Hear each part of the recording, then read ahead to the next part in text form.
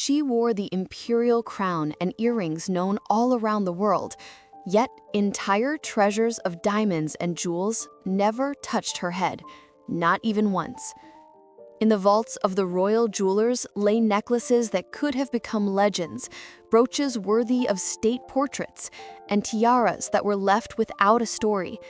These pieces were seen only through the glass of a safe, never under bright lights, never in photographs of the Queen.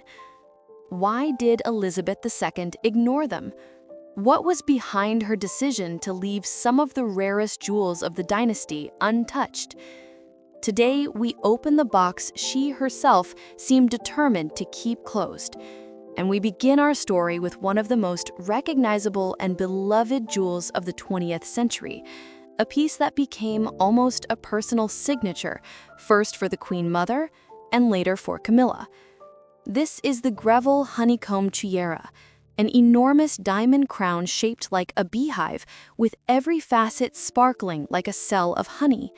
Its history began in 1921, when the famous London society hostess, Mrs. Margaret Grarevel, commissioned the jewelers of Boucheron to create a new tiara. She was a woman known not only for her wealth, but also for her refined taste. Her estate at Polesden Lacey was regularly visited by the royal family. For her, the jewelers created a tiara in the fashionable kokoshnik style of the time, wide, flat, and patterned with hexagonal cells. Each cell glittered with diamonds, while along the top ran larger stones set in platinum. After Mrs. Grarevel's death in 1942, her extraordinary collection of jewels passed to the Queen Mother. Among countless bracelets, necklaces, and brooches, it was the honeycomb tiara that became the crown jewel. In 1953, shortly after her daughter's coronation, the Queen Mother ordered changes to its design. Jewelers added several larger diamonds, including a striking marquise stone that raised the upper row and made the silhouette even more impressive. From that moment on, the tiara became her constant companion. For nearly half a century, from the 1950s until the late 1990s, the Queen Mother appeared in it at countless banquets and state occasions. The photographs became iconic: evening receptions at Buckingham Palace, visits to Paris, celebrations at Balmoral. The honeycomb tiara was everywhere. It became so closely associated with her that the public could no longer imagine the Queen Mother without this massive crown of diamonds. But when Elizabeth II inherited the Grarevel honeycomb tiara in 2002, she did exactly what she had done with other giants. She never wore it herself. In 2005, the tiara passed into the hands of Camilla, Duchess of Cornwall. For her, it too became a signature piece. It was in the honeycomb tiara that Camilla appeared at her first state banquet after marrying Charles. Since then, she has worn it dozens of times, in France, in India, in Canada, at diplomatic receptions in London. Thus, the tiara made an extraordinary journey, from a society hostess to a beloved royal matriarch, from the widow of a king to the new royal consort. And in both cases, the honeycomb tiara played the same role. It became armor.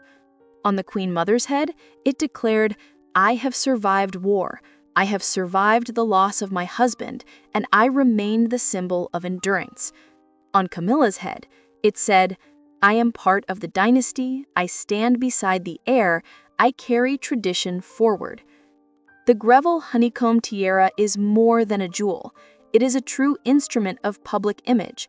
And here Elizabeth II's strategy is most visible, not to wear it herself, but to place it in the hands of someone who would make it her signature, giving the tiara a second life. And we continue. Now comes one of the most striking, rare, and for many years almost mythical diadems in the history of the Windsors. This is the Grarevel Emerald Kokoshnik tiara, a jewel that remained hidden in the shadows for more than 70 years before dazzling the world at Princess Eugenie's wedding. Its origin is again tied to Margaret Grarevel, the wealthy heiress and society figure who, in 1942, left her incredible jewel collection to the royal family. Among them was this emerald masterpiece, commissioned in 1919 from Boucheron.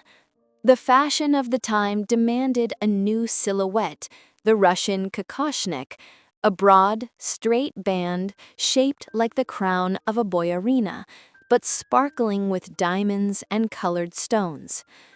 At the center of the Grarevel emerald kokoshnik shines a giant emerald of 93.7 carats, a stone so large and pure that it could stand alone as a museum treasure.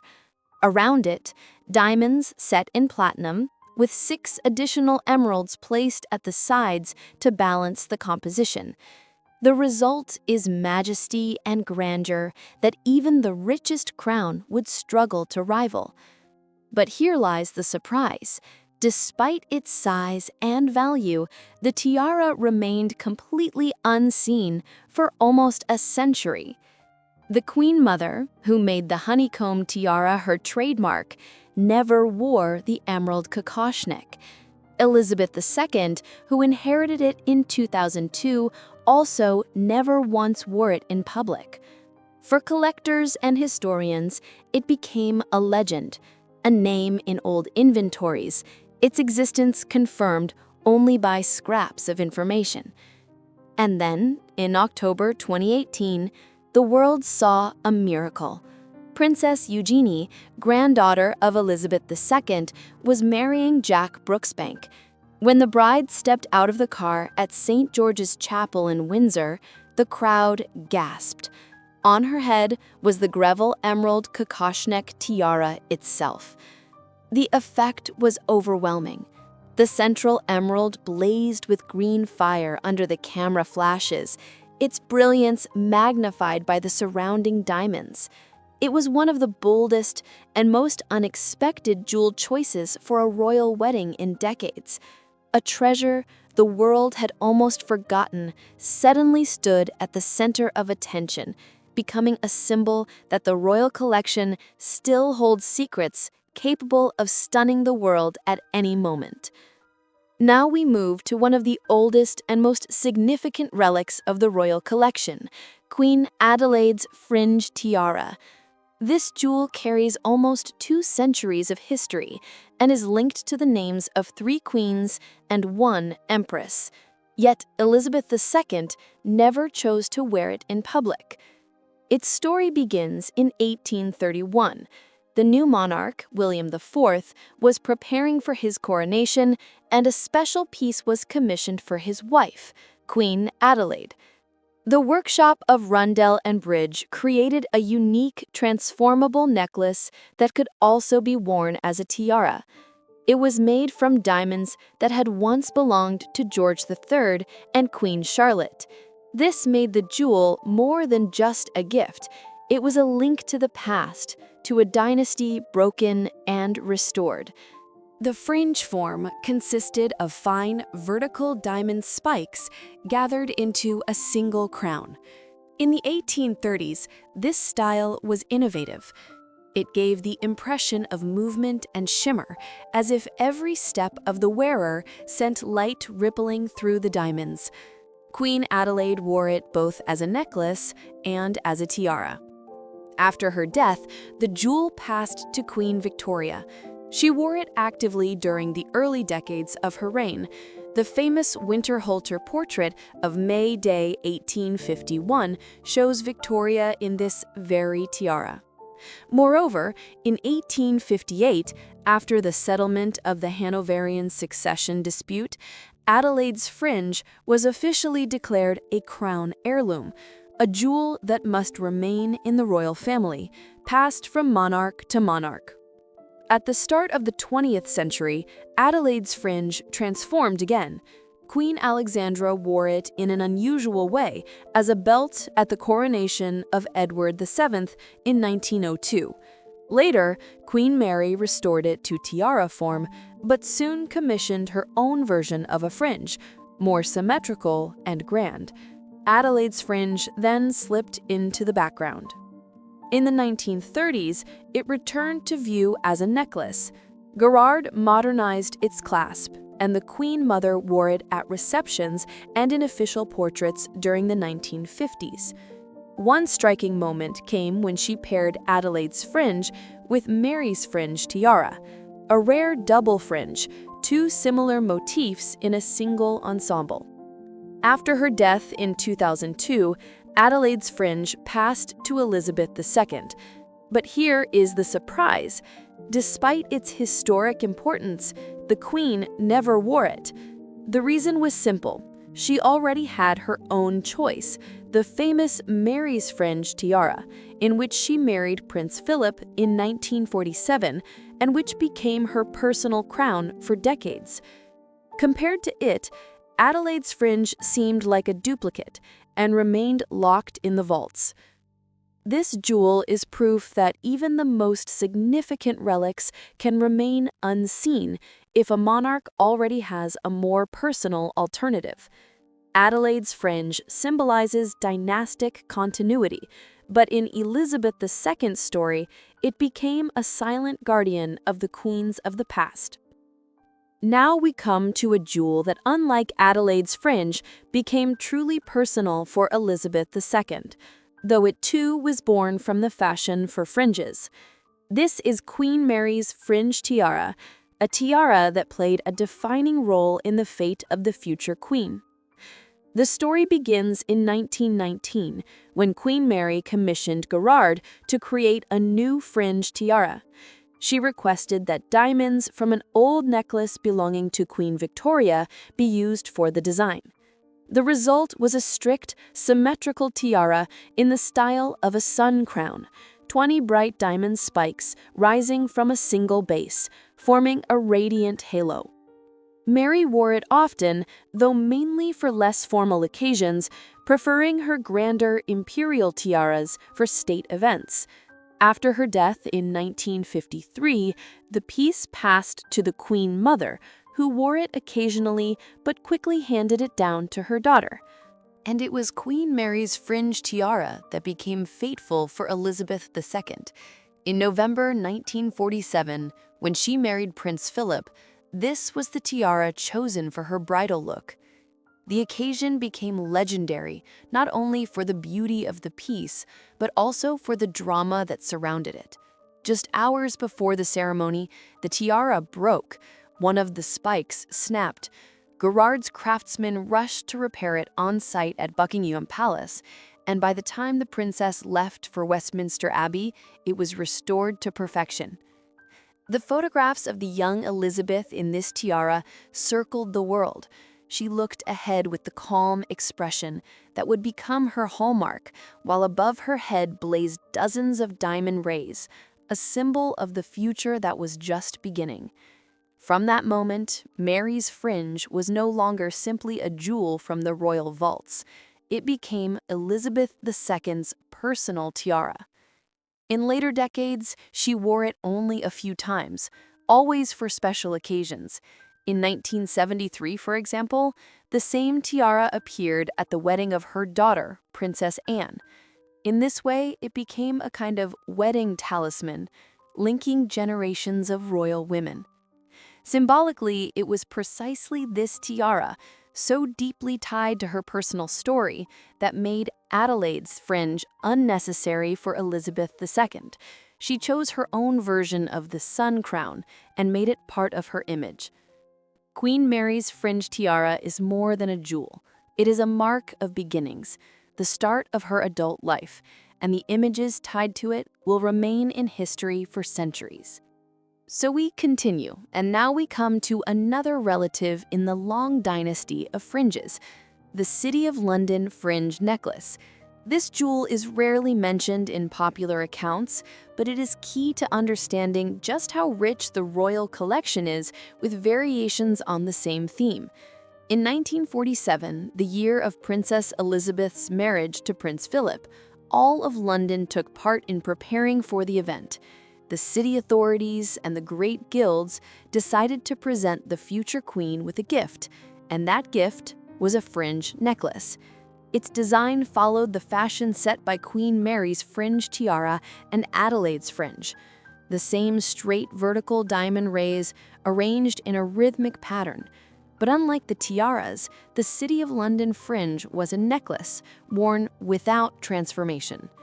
The design of the City of London fringe necklace echoed the shimmer of sunlight on water.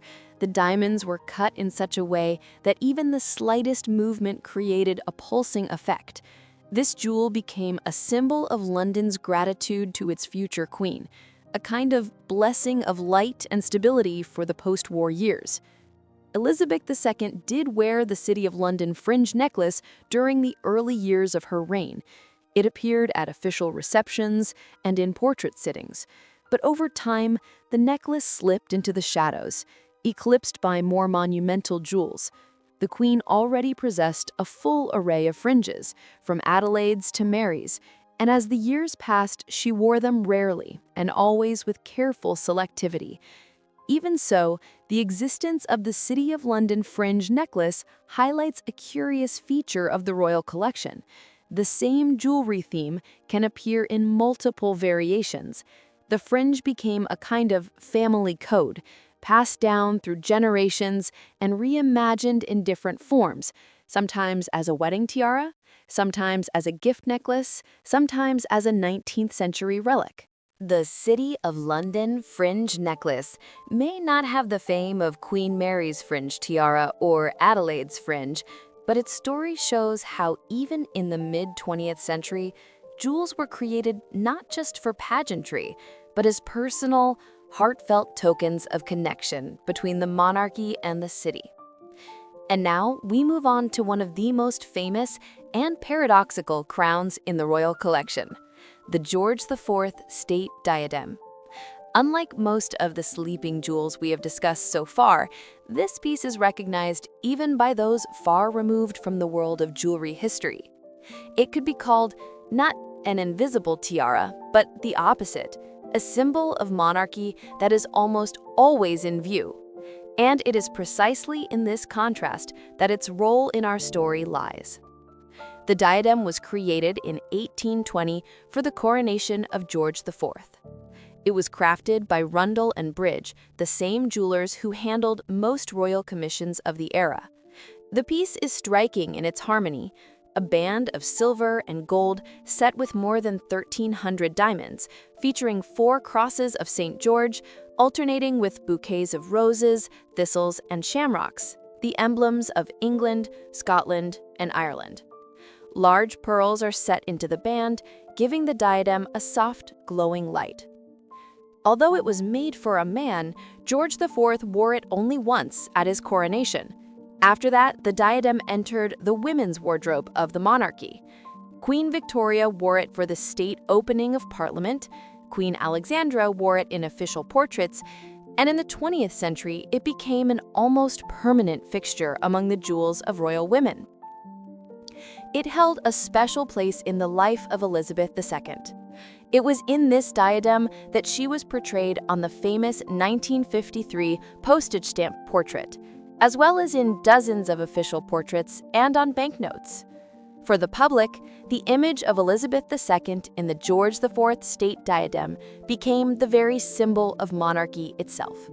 A light band with roses and crosses, less heavy than a crown, yet still carrying majesty. Why do we include this jewel in the story of invisible tiaras? Because its constant visibility highlights just how unusual Elizabeth II's strategy was with her other relics. She made a deliberate choice. Some jewels, like this diadem, would be made instantly recognizable, almost the uniform of a monarch, while others would remain hidden, waiting for their moment. Thus, the George IV state diadem became the contrasting point in our story.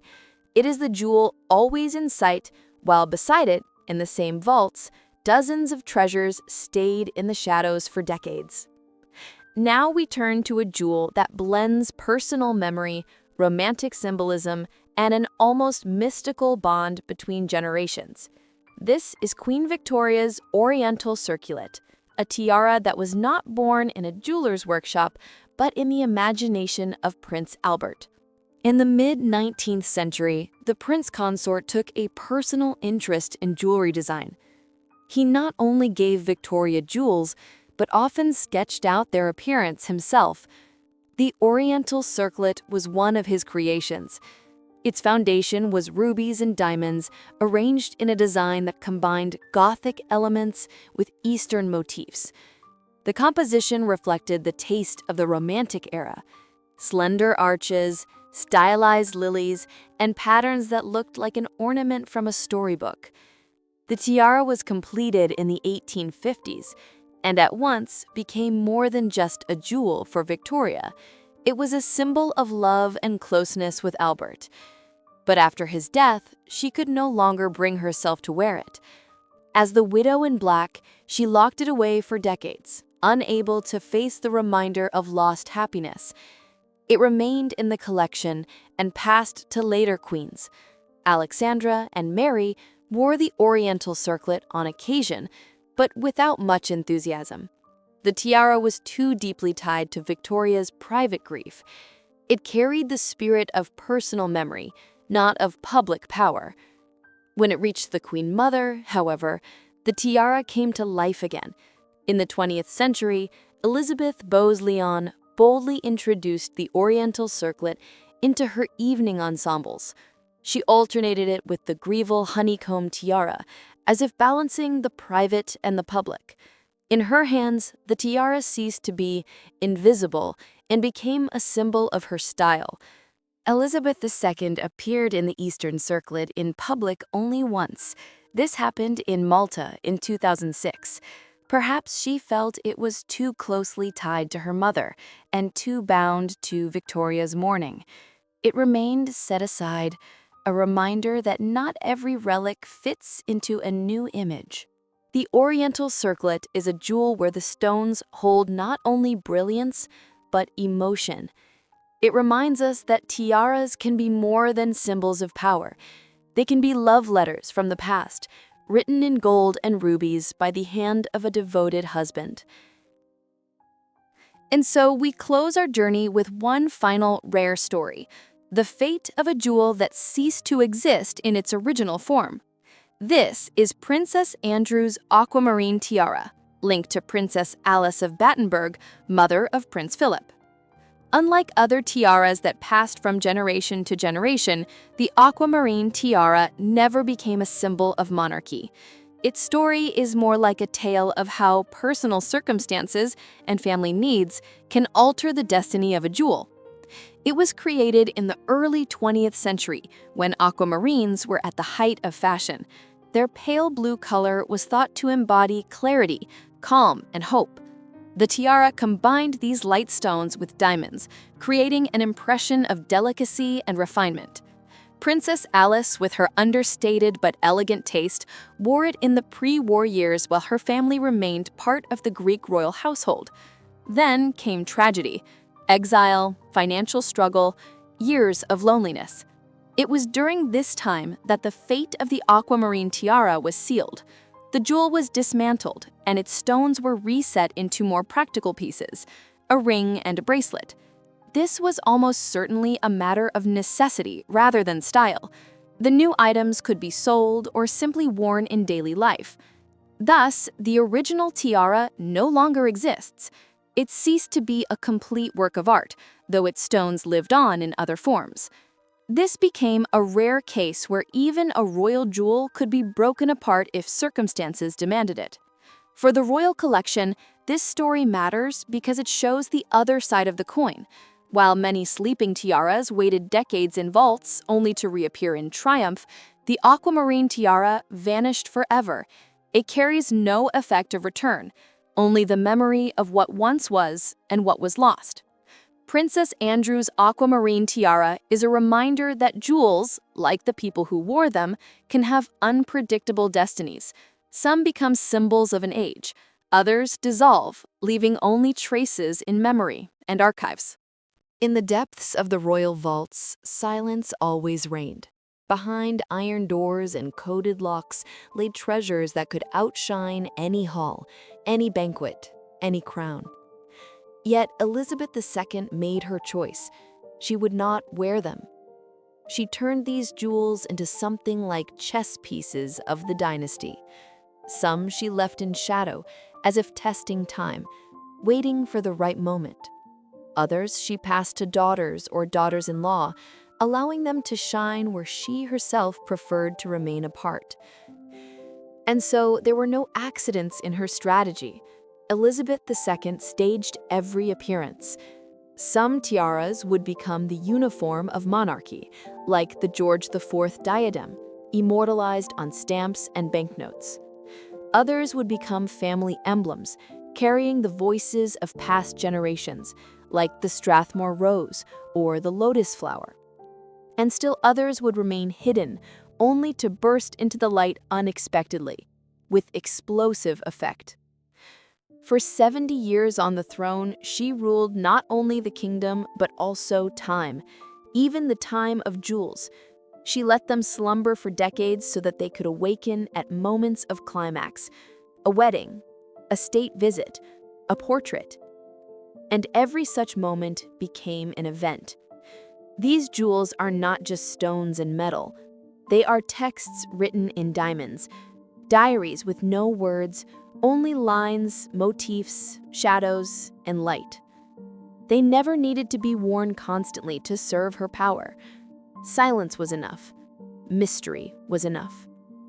Today, as we recall the invisible tiaras of Elizabeth II, we realize their power was never in their sparkle, but in their pauses. Their story was not in frequency, but in rarity. And that, perhaps, is the most unexpected revelation. Monarchy knows how to preserve silence, even in its brightest symbols. And the question that remains is one for the future. Which of these treasures will awaken again? On whose head will shine the crescents of the Tech Crescent, the diamond rays of Adelaide's fringe, or the enigmatic double meander? We do not know, but that is what keeps the collection alive, always leaving room for mystery and for another triumph.